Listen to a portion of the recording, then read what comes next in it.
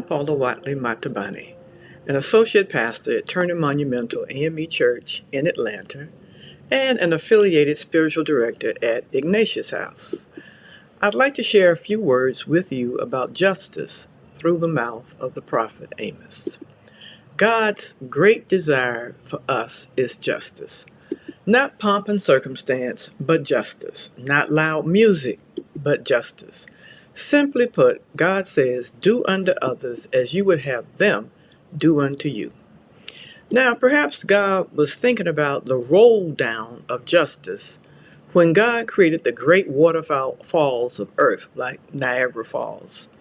Surely, God thought, my people will be inspired by my magnificent wonders of creation to form their own beloved communities, dressed in the flowing white robes of justice and never-ceasing righteousness. Let justice roll down. Some 50 years ago, my brother and I were driving from California back home to Atlanta through the high elevations of Colorado, and that led us up a 9,000-foot mountain through Rabbit Ears Pass. And as we were coming down this great mountain, we saw a fast-moving stream on the side of the highway and assumed that the stream was going downhill like us. But there was something odd about the stream's movement, so we pulled over to investigate. And much to our surprise, the stream was moving with tremendous force and speed up the mountain that we had just come down. Now, for this water to race up the mountainside, it had to have come from a much higher place, like God's justice. You see, the cry for justice does not begin on earth, but it starts from on high. Justice is God's command for big folk and little folk to treat everybody right. God's call for justice rolls down from heaven and settles into the lowly and broken places on earth, like an outside agitator.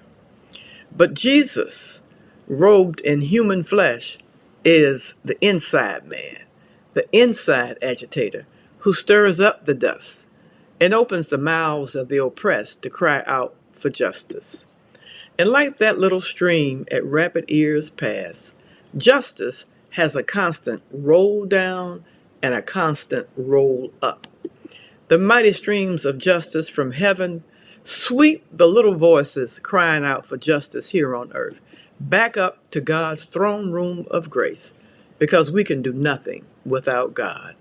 And from on high, God declares, I've heard the cries of my people. Whom shall I send? Who will go for us? Well, since this is Women's History Month, let's take time to remember a few women who stood for God's justice. You see, I heard about a young woman named Mary down in Nazareth who stood up for God's justice against the brutal Roman Empire by speaking the simple words, let it be unto me according to your word.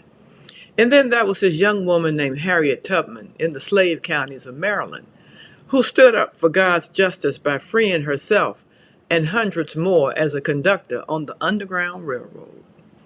And that was this young woman named Dorothy Day in New York City who shook up the city's cathedrals and high society with her unceasing work for the poor and the belief that our salvation depends on the poor. And there was a young woman named Dolores Huerta in California who stood up for God's justice by teaching and feeding hungry children and organizing their parents who worked in farm fields. And she taught them, see, Puerta, yes, we can. So let us always remember the roll down and the roll up of the undulating flow of God's justice. Let's be like Jesus, inside agitators for God's justice. May God bless you.